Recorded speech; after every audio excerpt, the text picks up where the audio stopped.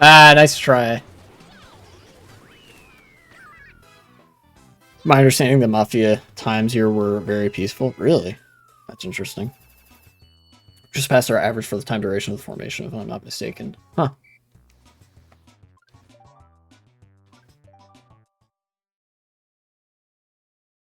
Few missing reporters here and there. Yeah. And politicians. Yeah, that's seems about right for the Mafia. Here we go. I think that's all the Mario Kart I can handle right now. But what I wanted to do, and the people who didn't pay him, yeah, okay. Yeah, sounds about right. What I wanted to do was something like this.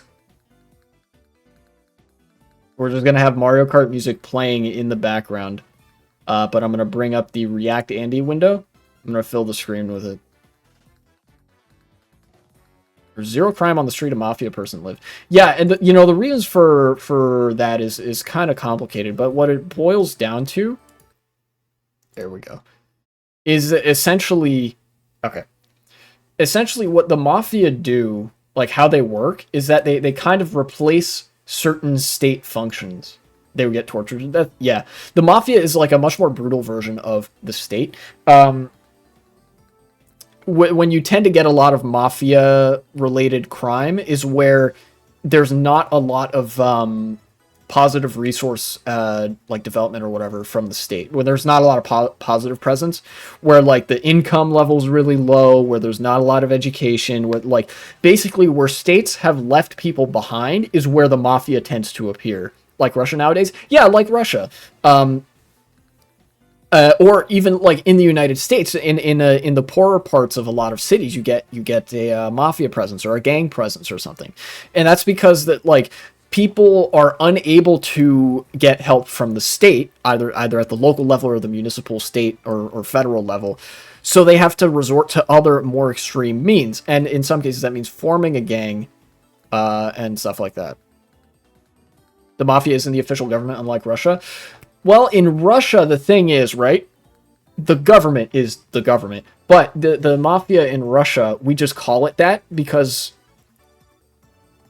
that's just how capitalism works. You know how like in Russia they have all the people that we call oligarchs, and how like you could get disappeared and whatever. That's pretty typical of an authoritarian state, but we don't use that language for other authoritarian states. You know, the oligarchs, the people that we call the mafia bosses, the oligarchs in Russia, they're just businessmen. That's really it. Mafia, the mafia is just like a much more undisguised version of like what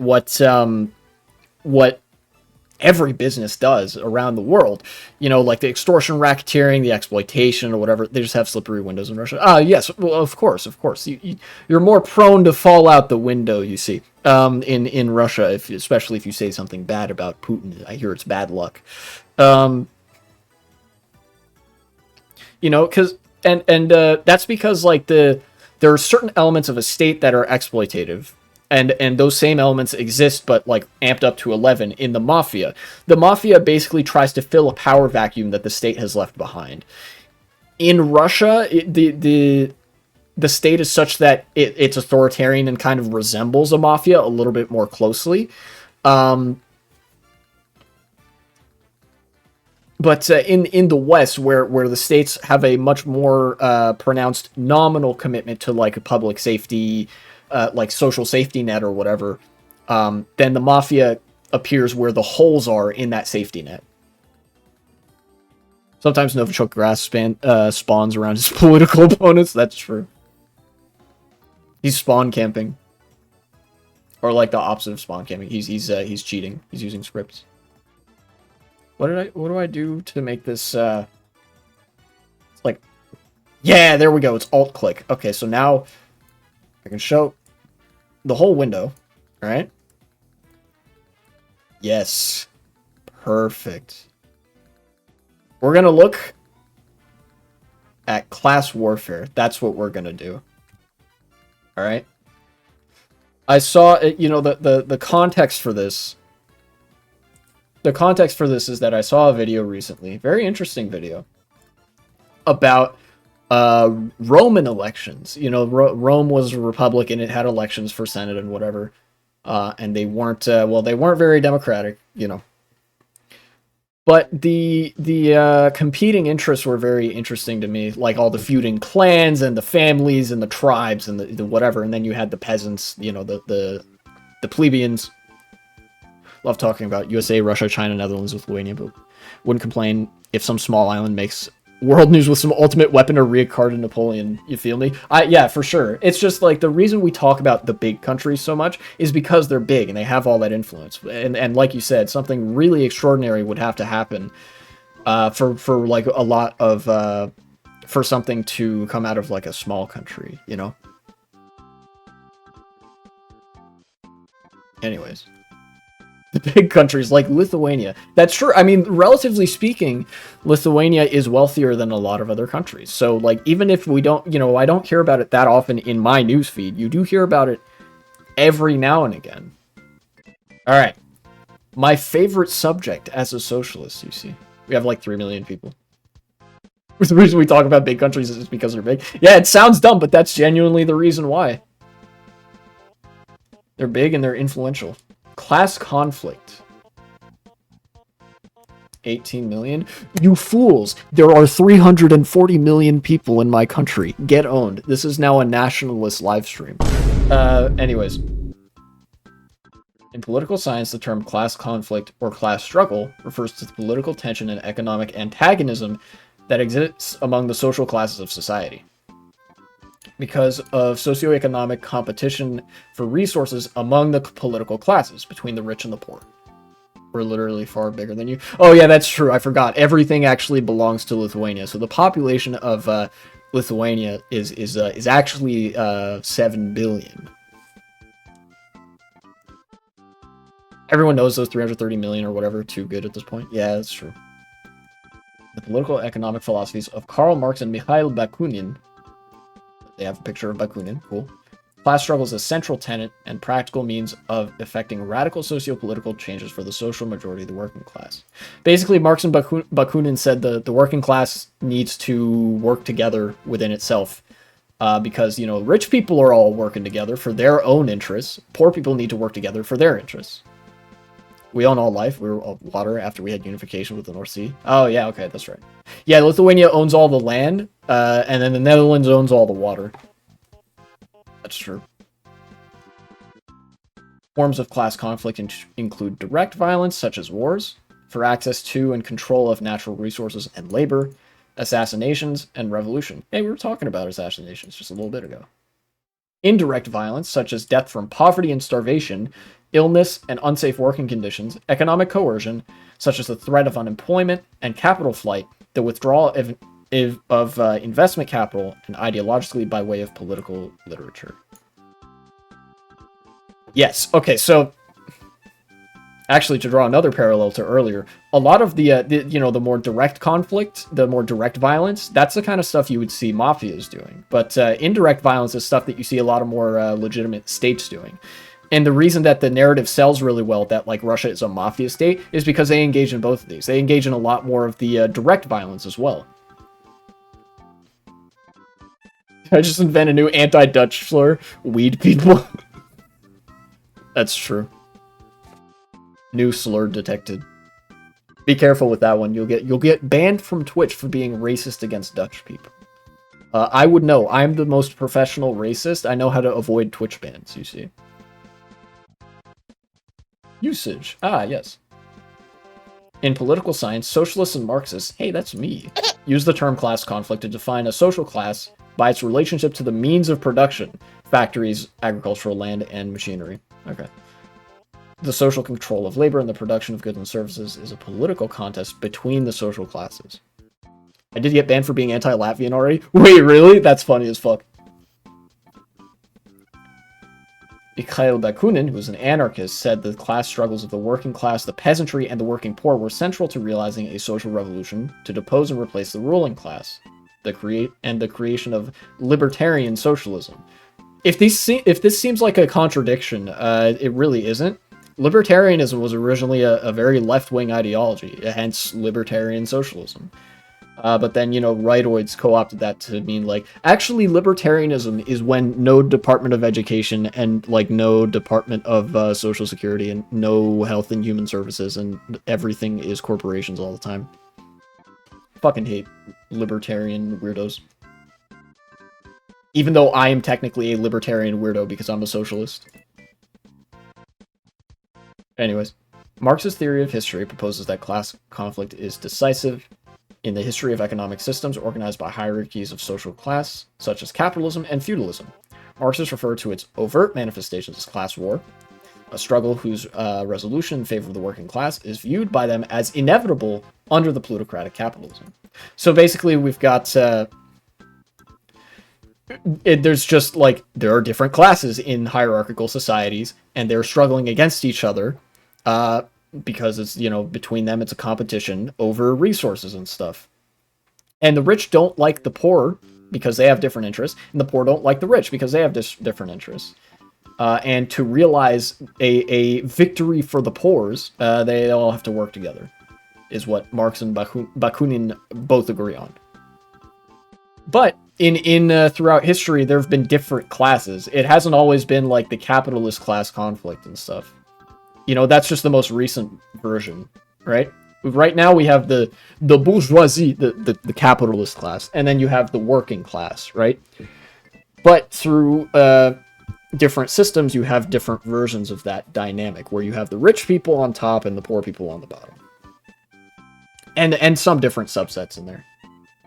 So in ancient Greece, there was oligarchs and commoners, where societies are socially divided based on status, wealth, or control of social production and distribution. Class structures arise and thus caval within civilization itself. I don't know what that word means, but okay, sure.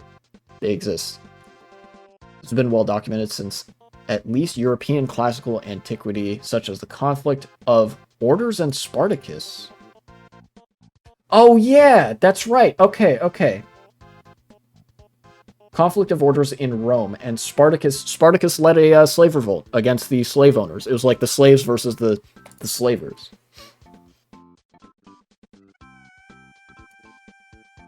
Thucydides. In his history, this is where the word history comes from. This guy just wrote a book called History. Thucydides describes a civil war in the city of Corcyra between the pro-Athens party of the common people and their pro-Corinth oligarchic opposition. Near the climax of the struggle, the oligarchs in full rout, fearing the victorious commons might assault and carry the arsenal and put them to the sword, fired the houses around the marketplace and the lodging houses in order to bar their advance. Huh.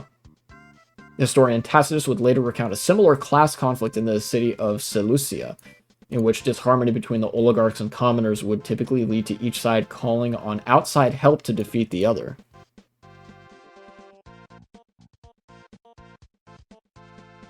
Too much Dutch starts to catch up with me.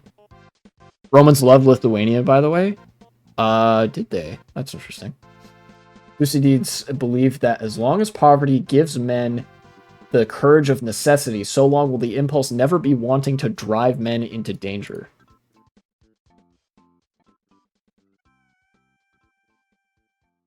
Okay, so as long as poverty can drive people to do desperate things, people will do those desperate things, even if it puts them in danger. Because, you know, class conflict. They want to realize their interest.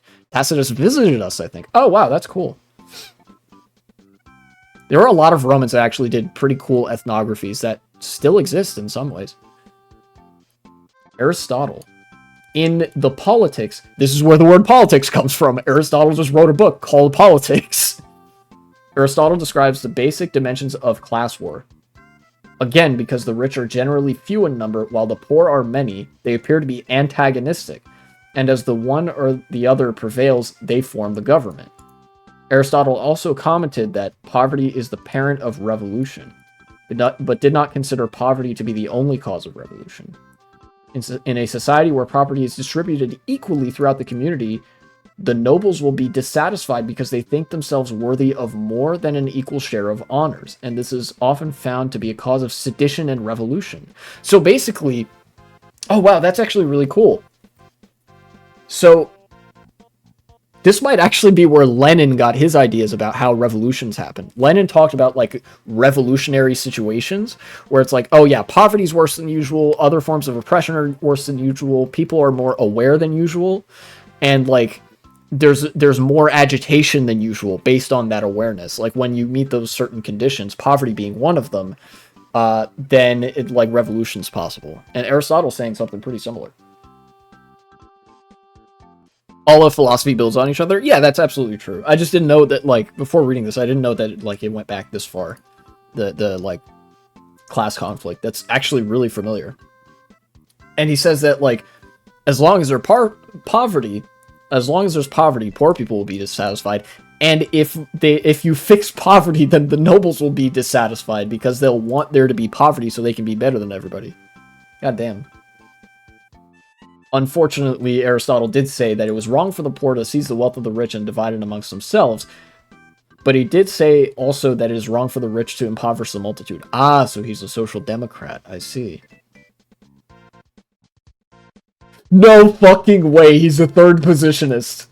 Moreover, Aristotle further described a middle way between laxity and cruelty in the treatment of slaves by their masters, averring that if not kept at hand, slaves are insolent and think that they are as good as their masters, and if harshly treated, they hate and conspire against them.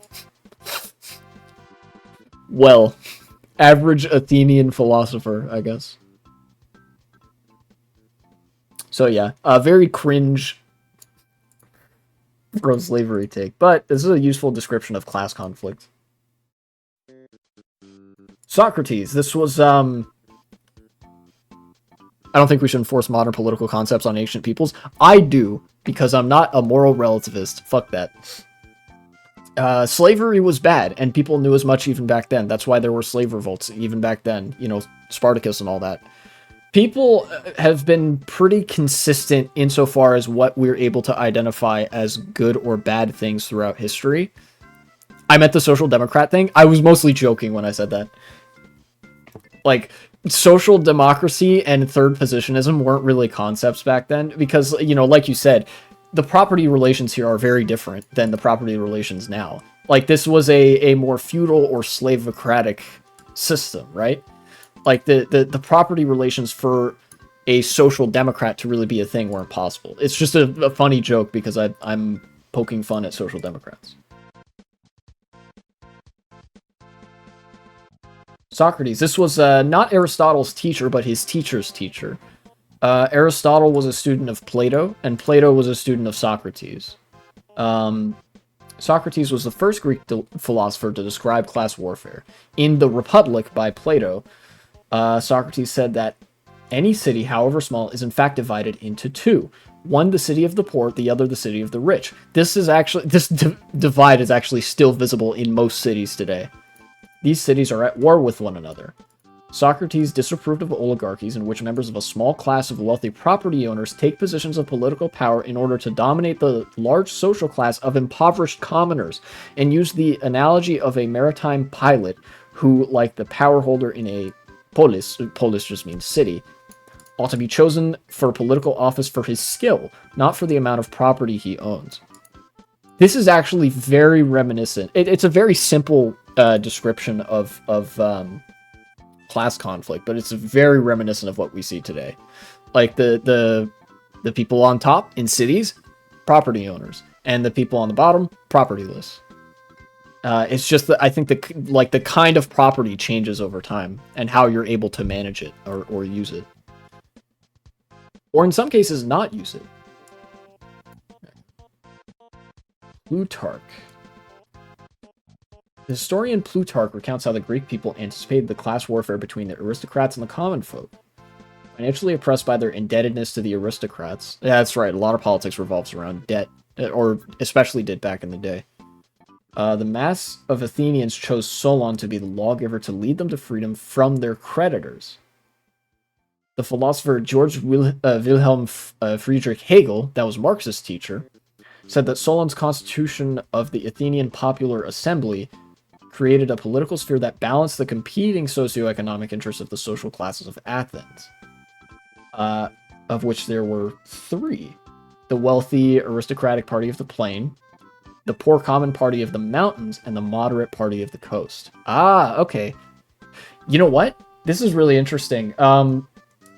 This is the first time I'm seeing like the feudal class dynamic emerge, which would later become the capitalist class dynamic. The what Hegel's describing here, the wealthy aristocrats, these are the feudal lords, or the noble lords, or whatever.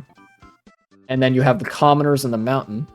So this is the beginning of the Greek debt crisis? That's true. Actually, no. The Greek debt crisis began when the concept of Greek and Greece began. So it was actually before this. You have the landowners, like the aristocrats. You have the commoners, the propertyless, the laborers. And then the moderate party of the coast, I think, are the merchants. This is the group that would eventually become like the capitalist class, right? Because they made their living by selling things, you know, or by trading rather. It might not be it's not a direct one-to-one, but this was the class dynamic actually that you saw in the French Revolution, where you had the peasantry included the burghers. That began when the movie Grease came out. Who would go to the country when you got the movie? Ah, that's true. That's true. Persians weren't actually trying to conquer Greece. They just wanted to get the money they lent back. Yeah, that actually makes a lot of sense. That makes a lot of sense. You know, I think on two fronts, it wouldn't have made sense for Persia to conquer Greece. For one, if they would have, if they wanted to, they probably would have. But then on another level, it was probably like not very administratively feasible to conquer Greece because of how far it was from like the imperial core. But you know, debts are a really important thing in economics. You know, Greece wasn't paying up, so they went and invaded. Like, hey, pay up, because it's like an investment that they're not delivering on. Anyways, I've rambled enough about how interesting this is that this class dynamic came up this early on. I mean, the more things change, the more they stay the same, right? Participating in a war amongst the social classes of ancient Greece was a dangerous political endeavor. In the book Parallel Lives, Plutarch reported that the king Agis of Sparta said that being desirous to raise the people and to restore the noble and just form of government, now long fallen into disuse, he incurred the hatred of the rich and powerful, who could not endure to be deprived of the selfish enjoyment to which they were accustomed. Oh, okay. So because he wanted to do, like, agrarian justice in government, like, he wanted to, he was a populist, and because he wanted to bring, like, populist policy into government, rich and powerful people hate him. That is King Agis of Sparta. And of course, in some ways, when we're talking about these classes, it's a pretty limited group even still. A lot of the times when they talk about political struggles here, most of the people being included are the ethnic majority and like men, right? So that's mostly who they're talking about, I think. Although it's possible with stuff like Spartacus, right? With slave revolts, I don't doubt that they would be talking about all, like, everybody. Ethnic minorities, foreigners, women, you know, as well as the men that usually, like, ancient politics are centered more around. So that was Greece. You had the oligarchs and the commoners. Here in Rome, there was the patricians and the plebeians. It was similarly difficult for the Romans to maintain peace between the upper class of patricians and the lower class, the plebs. French Enlightenment philosopher Montesquieu noted that this conflict intensified after the overthrow of the Roman monarchy. Yeah, that's right. Rome used to be like a monarchy sort of under the like loose Etrurian, like Ravenna Confederation. We'd probably know them as the Etruscans. Basically, what's now Tuscany, there was like an alliance of, or like coalition or whatever of a bunch of city-states. It returned to monarchy again later on. Yeah, that's right. It became an empire after that. It was like there was the monarchy, then the monarchy was overthrown, and they had the republic. And then after the republic, they had the empire, which was, again, a kind of monarchy. In the spirit of laws, he lists the four main grievances of the plebs, which were rectified in the years following the deposition of King Tarquin. Ah, the prequel to the Communist Manifesto, you see. It's not the Communist Manifesto, but it is a political manifesto. I think we should decide our leaders by how much wolf tit milk they can suck out. Ancient Rome walking in, boy howdy do we have the proposition for you.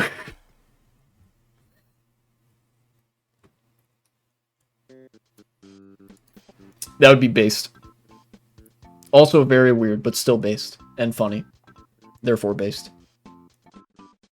The patricians had much too easy access to positions of public service.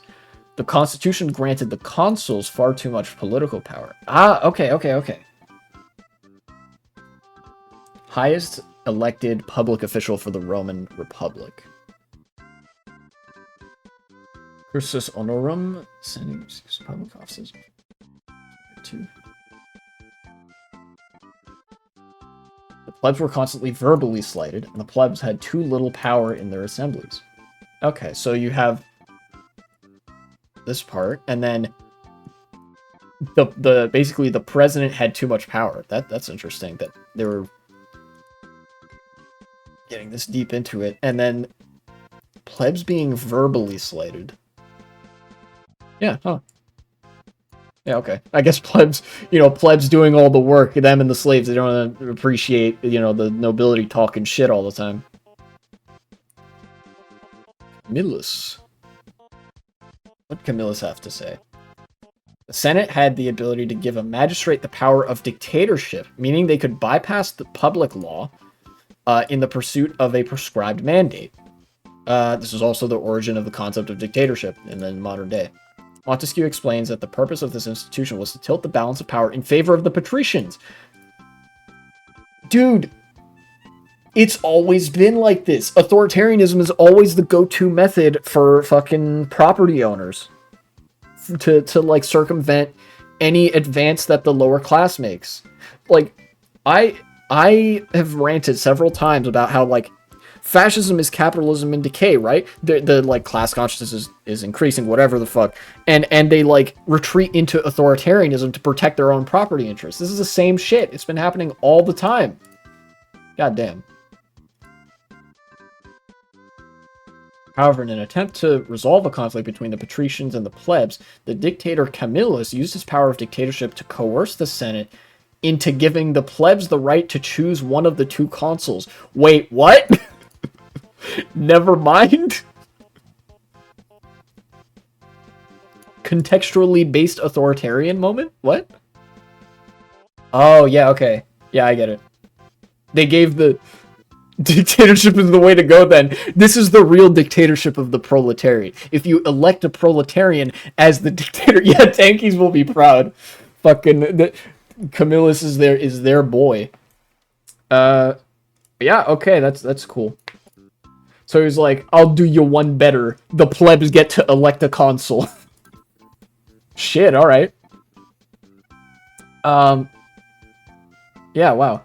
Yeah, this is directly a backfire of the intention of this thing. Like, the like described intent of this system of dictatorship would be to tip the balance of power in favor of the property owners, which it does really. Like anybody who's likely to be able to like ascend to a position of political power to even do authoritarian things in the first place would have a bias towards property owners and their interests. But in this case, they found the one guy with a conscience. He was like, I'm about to end this man's whole career. You know? This is like the Republicans making Sanders dictator on accident. Yeah, it kind of is. This is Roman Peronism. This is Peronism. Peronist praxis. Alright, Marius. Mario. Tacitus believed that the increase in Roman power spurred the patricians to expand their power over more and more cities. This process, he felt, exacerbating pre-existing class tensions with the plebs, and eventually culminated in a civil war between the patrician Sulla and the populist reformer Marius. Marius had taken the step of enlisting capitacensi? What does this mean? The lowest class of citizens in ancient Rome. People not of the nobility or the middle classes. Interesting. The term in Latin means those counted by head. Oh yeah, censi, like census, and then cap, like you wear a cap on your head. Also known as the head count, they owned little to no property, so they were counted by the head rather than by the property they owned. Huh.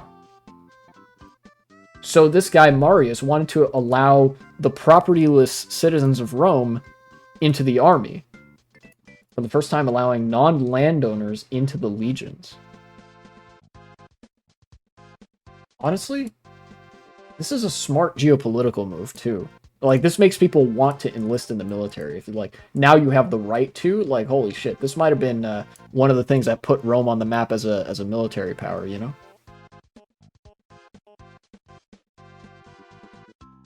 Now we got Tiberius. Tiberius Gracchus. Of all the notable figures discussed by Plutarch and Tacitus, agrarian reformer Tiberius Gracchus may have most challenged the upper classes and most championed the cause of the lower classes. In a speech to the common soldiery, he decried their lowly conditions. The savage beasts, said he, in Italy, have their particular dens. Then having slaves took away all the power from the people. Yeah, no, yeah, that's true. That's true. Like, obviously, there's still like the slave system and all that, but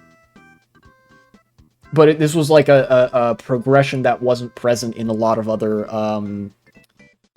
societies that were like recognizable as states. Like I remember reading in one of my archaeology classes that the Etrurians to the north, like the Ravenna, were comparatively very aristocratic, and like even if they were egalitarian, wasn't like 2/3 of Rome's population slaves? Yes, it was, and that's like it is really bad, pretty cringe, gotta say.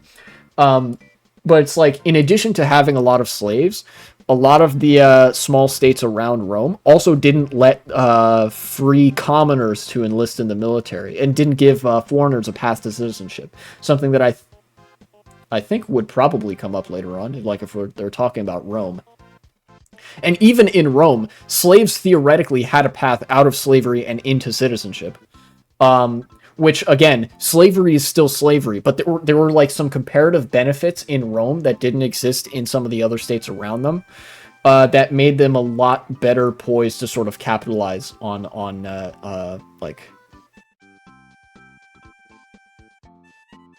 well, just to capitalize on like saying, hey, you maybe you're not a part of us right now, but theoretically you could be, you know, like that's a powerful motivator.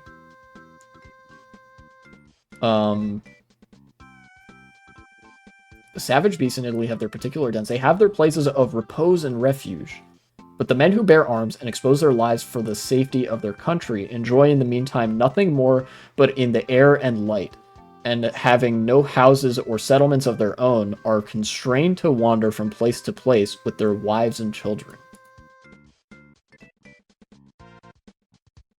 Okay, so these soldiers that were just mentioned by Marius up here is now like Tiberius is now advocating on behalf of these people.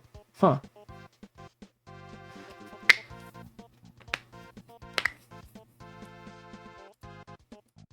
Following this observation, he remarked that these men fought indeed and were slain, but it was to maintain the luxury and wealth of other men.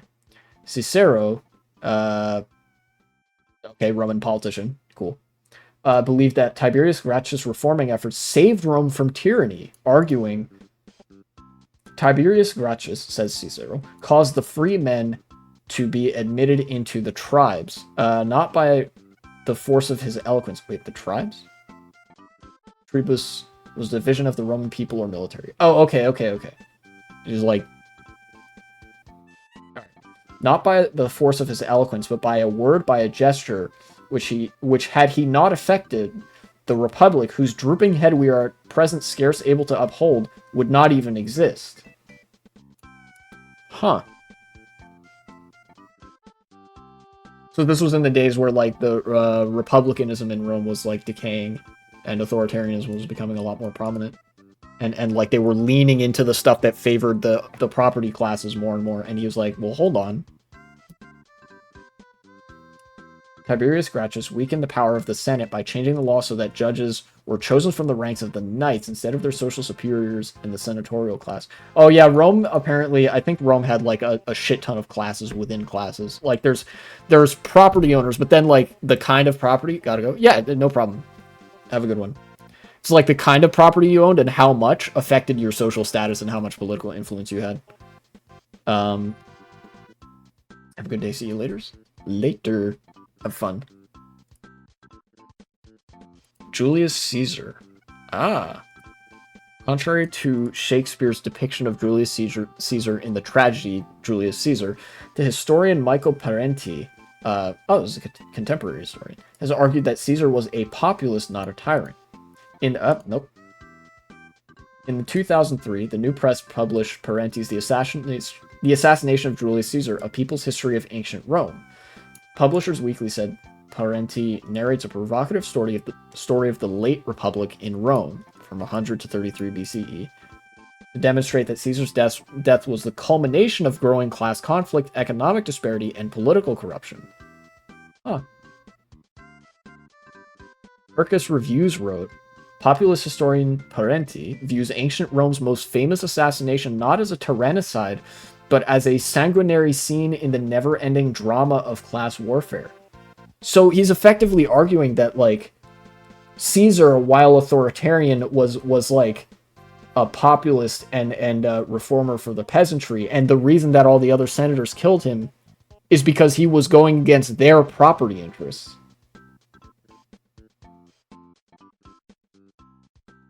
Dude, I gotta read that. There's a lot of shit that I gotta read. That was a lot more. You know what? I think I'm gonna stop right before Adam Smith, because from there it's like mostly stuff that we're familiar with. I might continue this later. We'll go through the Enlightenment era. So we're almost there. Coriolanus. Anus. It says anus in his name. The patrician Coriolanus, whose life William Shakespeare would later depict in the tragic play Coriolanus, fought on the other side of the class war, for the patricians and against the plebs. When grain arrived to relieve a serious shortage in the city of Rome, remember, grain back in the day was not just the means by which you made bread, it was also money. It wasn't because he was so authoritarian the senators were scared of losing their power. Something like that. He was authoritarian, but he was also not using his authoritarian power to exclusively like to benefit the property class in Rome. He was using it for the benefit of like the low class of like soldiers or something. It's been a while since I read on Julius Caesar. But yeah. So it wasn't because of the corruption. They would have been fine with the corruption if it was serving their interests. But the problem for them was that the corruption was serving the interests of the poor and the property list. So yeah, I guess they were scared of losing some of their power.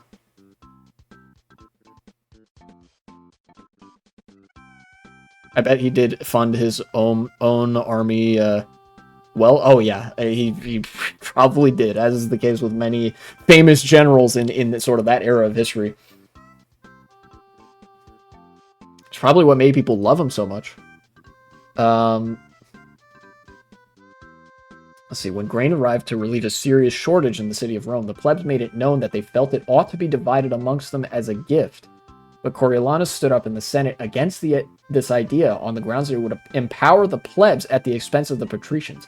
Literally just saying, hey, wait, giving grain to the plebs would benefit the plebs and wouldn't necessarily benefit us. So you should give it to us instead, because that would benefit us and not the plebs. Dog. This decision would eventually contribute to Coriolanus' undoing when he was impeached following a trial by the tribunes of the plebs. That's funny as fuck. Hey, wait, don't give the grain to the poor people. That would help the poor people and not us, the rich people. The poor people judges slowly fucking turning their heads to look at him.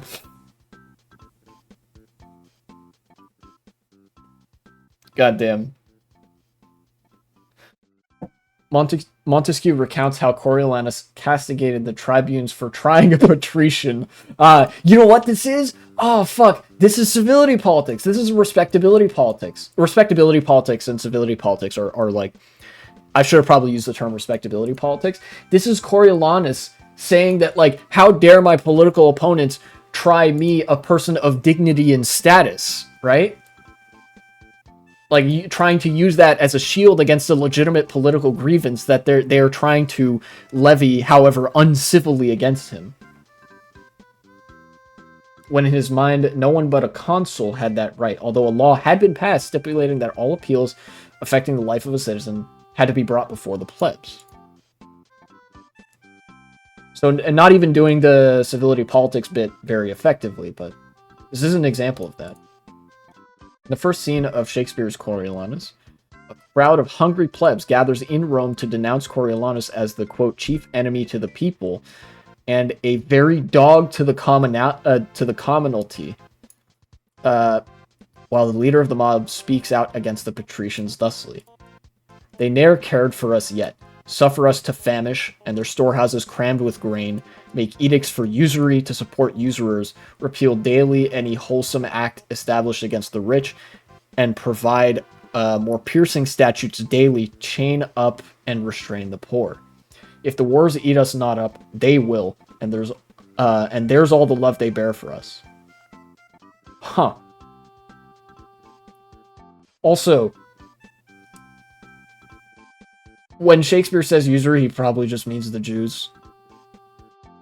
Probably, but the rest of this is pretty cool.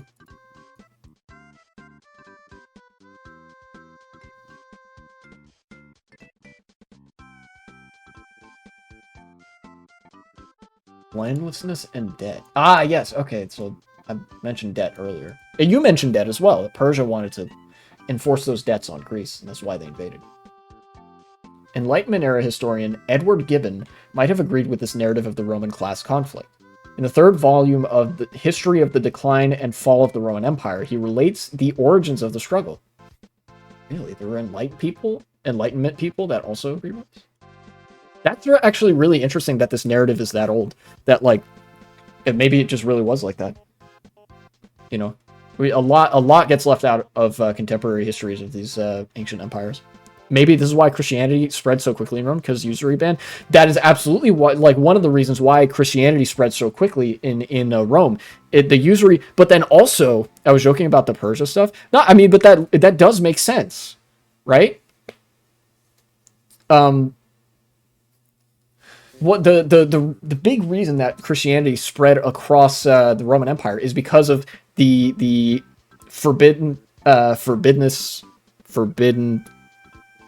forbidding usury, generally egalitarian message otherwise, and because of the debt forgiveness.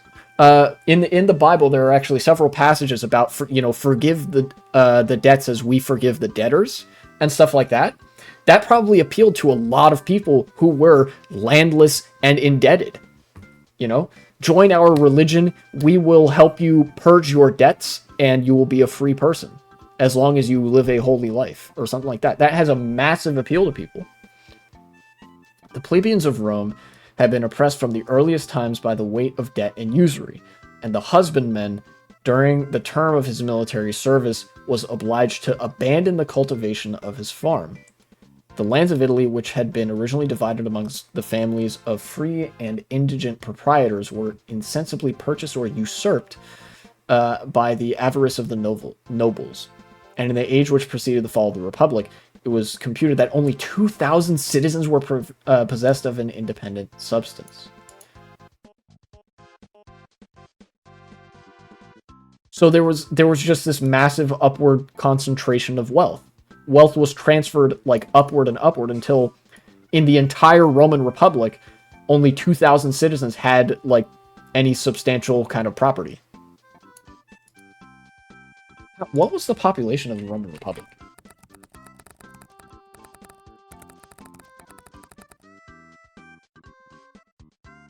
Classical demography. That's for the Roman Empire. So they're estimating the Roman Empire had something like 50 million people, which is all this.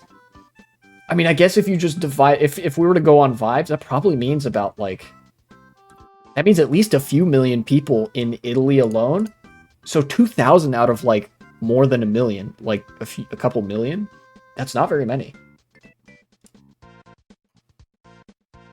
Hegel similarly states that the severity of the patricians, their creditors, the debts due to whom. It says about 1 million during Republic. Okay, yeah, so that's a very, very small portion of the population that had, like, property. Hegel similarly states that the severity of the patricians, their creditors, the debts due to whom they had to discharge by slave... What the fuck? Am I having a stroke reading this? Well, it is Hegel, so... Drove the plebs to revolts. It's the population of Rome, the city during the Republic. Okay, so then the entire, like, Italian... The entire Republic would probably have, like, at least 2 or 3 times that many people, right? Like, you know, there's more cities in the Republic than that. So even smaller portion. Huh. Okay. The patricians are the creditors, and they're very severe. And then the plebs owed them a lot of debts, and drove the plebs into debt slavery. And then that made the plebs mad enough to revolt, I think is what Hegel is saying there. Okay. Gibbon also explained how Augustus facilitated this class warfare by pacifying the plebs with actual bread and circuses. Yeah, that's right. The economist Adam Smith noted that the poor freeman's lack of land provided a major impetus for Roman colonization as a way to relieve class tensions at home between the rich and the landless poor. Again, 2/3 were slaves with no property. Yeah, that's true. Hegel described the same phenomenon happening in the impetus to Greek colonization. Huh. You know what's funny? America did the same thing, and it fucking worked. That's why, you know what? That's probably why Greece, Rome, and America have been so influential in their times, is because of the project of homesteading. Ooh, man. Giving the propertyless, or the, you know, the poor citizenry, at least in some part, a promise of being able to make it, being able to be one of the high-rolling, like, landowners. Of course, at the expense of indigenous populations with America and Rome and Greece. Huh. Adam Smith, W, I guess. Enlightenment era. Writing in pre-capitalist Europe, the Swiss philosophe Jean-Jacques Rousseau. Hey, we know this guy, Rousseau. And the Federalist statesman James Madison across the Atlantic Ocean made significant remarks on the dynamic of class struggle. This is the last section, I promise. I'm not going to read the, like, capitalist society bit, because we know that part already, for the most part. Later, German idealist George Wilhelm Friedrich Hegel would also contribute his perspective to the discussion around class conflict between employers and employees. Okay. Where's the Russian? Lenin, you mean? That's in the capitalist societies. This is all before Marx was even writing. Yeah, down here is when you get to the Soviet Union, because that's like 20th century stuff.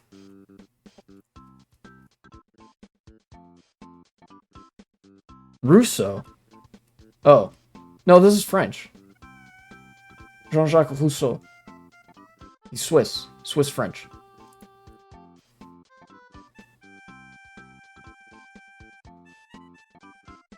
Oh, yeah, okay, I get it. Rousseau's not a very nice name for the Russians. That's true. SMH. Yeah, that's true. Well, you know, in classic fashion, me being the best racist, of course, I have to also be racist against Russians. You know, I have a reputation to maintain.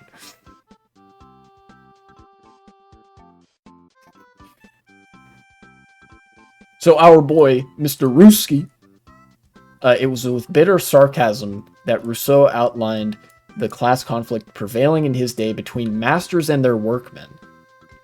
You have need of me because I am rich and you are poor. We will therefore come to an arrangement. I will permit you to have the honor of serving me, on the condition that you bestow upon me the little you have left, in return for the pains I shall take to command you.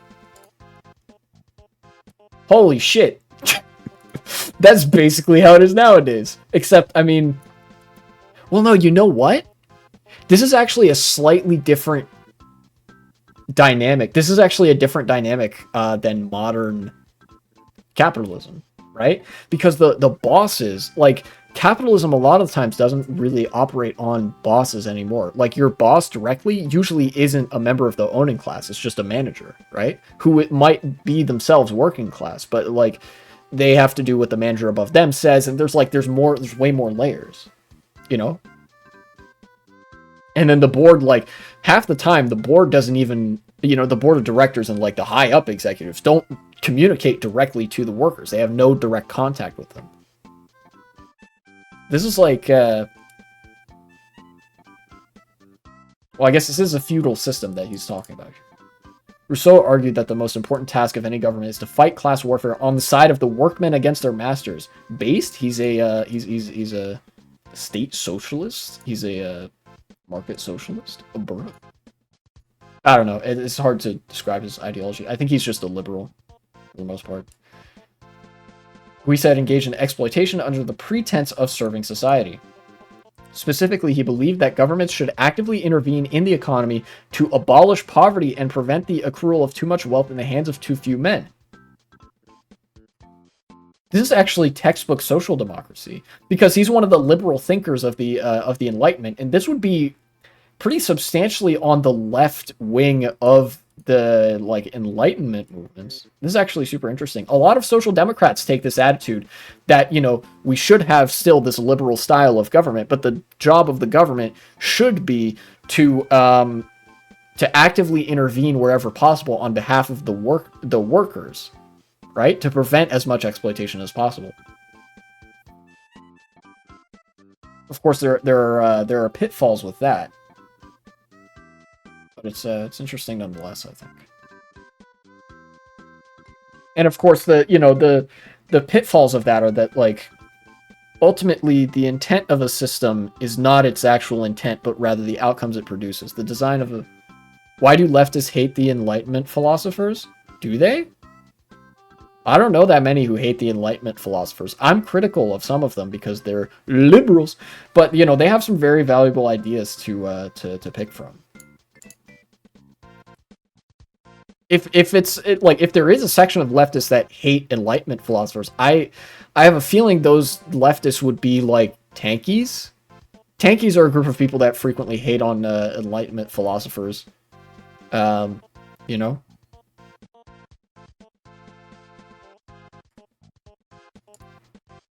Yeah. Oh, well, here's an Enlightenment. You've seen a few on Twitch? Really? I don't know why. I don't know. My first instinct would be to say that they're tankies, but I'm not entirely sure on that front. I mean, here's an Enlightenment philosopher who is very easy to hate, Thomas Jefferson. But then you also have people, well, unfortunately, they're not mentioned here. You also have people like Thomas Paine and you know, Rousseau saying stuff like this, you know, stuff that's very easily very easy stuff to get behind. Hassan heads probably. Yeah, okay, that makes sense. Yeah, Hassan has some very tanky-esque tendencies. God, it's so hard to determine whether or not he's like a proper tanky. I mean, I know he is when it comes to China, but like for stuff like Russia, he's a little bit more moderate. I don't know. He's Hassan is what he is, and I don't trust his shit ton of tanky friends too. Yeah. Anyway, Thomas Jefferson. Probably my least favorite Enlightenment thinker, if I had to pick one. Thomas Jefferson led the U.S. as president from 1801 to 1809, considered as one of the founding fathers. Regarding the interaction between social classes, he wrote, I'm convinced that those societies as the Indians, which live without government, enjoy in their general mass an infinitely greater degree of happiness than those who live under European governments. Among the former, public opinion is in the place of law, and restrains morals as powerfully as laws ever did anywhere. Basically, there's common law. What he's referring to is just like an unwritten code of law, or like social norms that function as law. Among the latter, under pretense of governing, they have divided their nations into two classes, wolves and sheep. I do not exaggerate, this is a true picture of Europe. Cherish, therefore, the spirit of our people, and keep alive their attention. Do not be too severe upon their errors, but reclaim them by enlightening them. if once they become inattentive to become public affairs, you and I and Congress and assemblies, judges and governors shall all become wolves. It seems to be the law of our general nature, in spite of individual exceptions, and experience declares that man is the only animal which devours his own kind, for I can apply no milder term to the governments of Europe and to the general prey of the rich on the poor. Huh. So he's outlining here the tendency of the liberal institutions that him and his contemporary philosophers designed. He's describing that these systems will inevitably turn into the rich devouring the poor. We had that too before we made the first statutus in the Middle Ages, which is kind of like an early version of the Constitution. Yeah, it's like with yeah, I get you. The thing about the Indians here, what he's describing, the Indians were like they were tribal non-state societies. So there was no like they didn't have a concept of written law. It's not like written law was something that you took away from them. They no longer had. It's that they didn't they didn't. It just wasn't a thing. And he's describing a system which is much more egalitarian. We were tribal up until recently too. Yeah, there's a lot of places that are, you know, that were like that until pretty recently. Obviously, my thoughts on Thomas Jefferson is that he's a hypocrite and a slaver and all that. But like, this is a good point to make here. It does miss a couple of things, like, oh, people need to be educated and pay proper attention. I don't think that's a good enough defense mechanism against the tendency that he describes for liberal governments or even just more developed states in general to serve the interests of the property class against the interests of the propertyless. Like, we've seen that. Like, governments always have done this from the time of ancient Greece and ancient Rome onwards. Like, this is already 2,000 years after the collapse of the Roman Empire and then some. And they're still, like, we still haven't, or Thomas Jefferson hadn't learned that lesson. So the 13th century is when we first got, when we got the first state. Okay, I got you. James Madison. In his Federalist number 10, James Madison revealed an emphatic concern with the conflict between rich and poor, commenting that the most common and durable source of factions has been the various and unequal distribution of property. Those who hold and those who are without property have ever formed distinct interests in society. Those who are creditors and those who are debtors fall under a like discrimination. This is just him repeating the same thing. Creditors are the people with property, debtors are those without. He welcomed class-based factions into political life as a necessary result of political liberty. That's interesting. Stating that the most important task of government was to manage and adjust for the spirit of party. So basically acting as a mediator. This is a very, like, similar thing to what Aristotle said, was basically to be a middle party between the interests of the poor and the interests of the rich. So far, a lot of philosophers have taken that stance, and I don't agree with it on both fronts. Both descriptively and prescriptively, it doesn't make that much sense. Because we've seen governments consistently favor the interests of the property class, right? Just as a matter of descriptive tendencies. And then prescriptively, it doesn't make sense to in any way maintain that distinction of rich and poor. You want society to be egalitarian to resolve that class conflict. You don't want to mediate it, you want to resolve it and obliterate it entirely.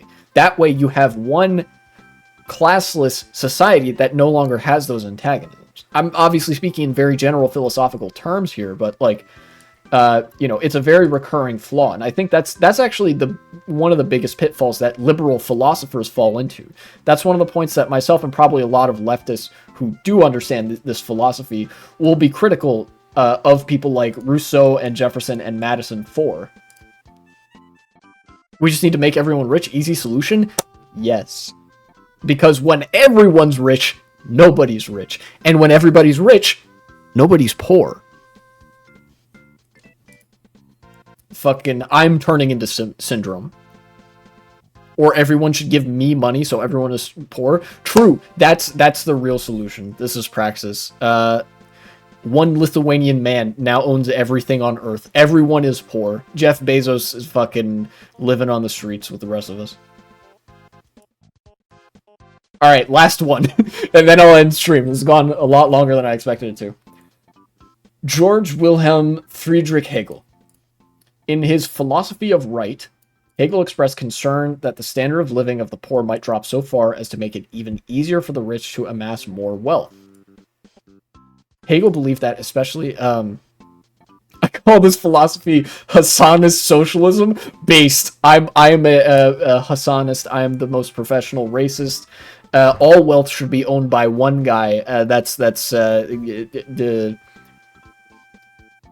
either Globalize My Agenda 69 or Hassan, interchangeable. These are the two different strains of Hassanist socialism. Hegel believed that, especially in a liberal country such as contemporary England, the poorest will politicize their situation, channeling their frustrations against the rich.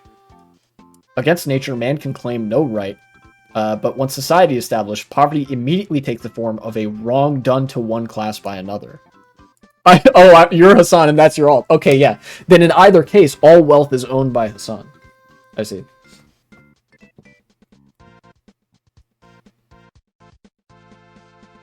Concerned the standard of living of the poor might drop so far as to make it even easier for the rich to amass more wealth. I mean, this has just happened, right? This is a very pronounced tendency in like, well, in liberal countries.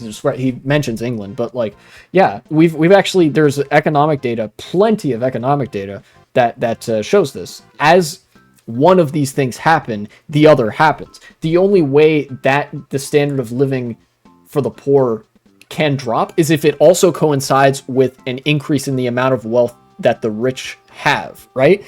Like, it's hard to say this. Like, this isn't a zero-sum game per se, but in one way, like the wealth from one this is a weird German flag. It's my favorite German flag. Based non-binary. Or actually asexual. That's not the NB flag, that's the ace flag. The wealth from one set of interests can't just disappear. It actually has to go to other interests, right?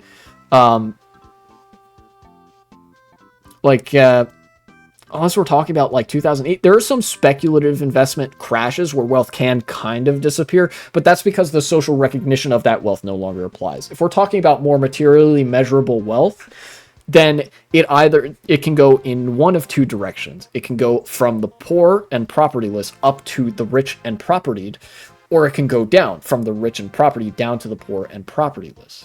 Has Twitch gone woke? Yes. That was me. I did that. I made Twitch woke. You're welcome, everybody. The best racist is also the most woke racist. I've made Twitch woke. When will they go broke? Jury's out on that one. I don't know.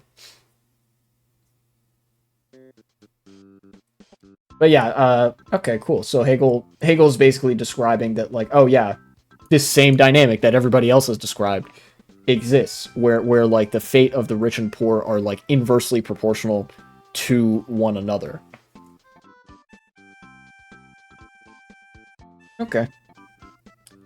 What did we learn? I think it was that Marx was based, and that stateless, classless, moneyless society is what we need to do, because states always favor the interests of the propertied class, and also money, it just concentrates in the hands of the propertied class. We need to not have classes either, because that means that there can be a distinction. There can be like sorting of people, like into like, oh, these people control all the stuff, and then these people like have nothing to eat and shit like that. We learned that Caesar was a commie. Yes, that's right. We did learn that, and that's based. Anyway, that's all for stream today. I'm gonna figure out how to fix that React Andy when the next thing comes up. Have a good night. I'm gonna raid somebody. Cody Schwab is live, so I will raid him. Good stream. I might turn some of that into a segment.